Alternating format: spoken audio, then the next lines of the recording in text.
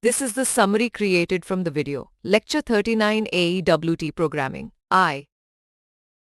Java AWT programming allows creating graphical user interfaces with customizable components like windows, buttons, and input fields.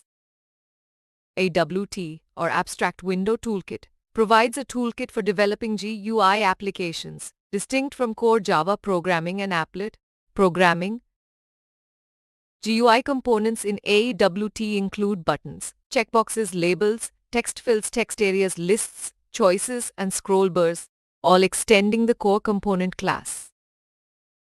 A frame serves as a container for graphical components, with a title bar, status bar, and control buttons, and can be customized with properties like size, background color, and visibility.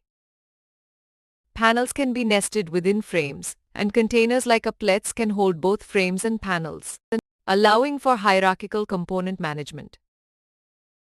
Buttons are GUI elements with labels that can be styled and positioned with a frame or container using methods like setBounds and add. Checkboxes enable user selection with customizable properties like default state and can be added to a frame along with labels for displaying text. Labels are used to display static text like names or IDs and can be created and positioned using the label class and its setBounds method. Text fields are single-line text input components that extend the component class and can be added to applets or frames with specified locations. Text areas provide multi-line text input with automatic scroll bars and can be configured and added to frames, which can be resized accordingly. Lists display scrollable selectable items, created using the list class and its constructor and methods, then added to a frame for display.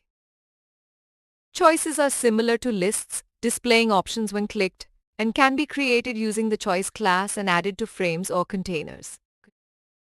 Scroll bars offer scrolling functionality for content display, with classes for both vertical and horizontal scroll bars that can be customized and added to GUI frames. AWT enables building rich GUI applications by combining and nesting various components like frames, panels, buttons, input fields, and navigation elements. Please stay tuned for more summary videos.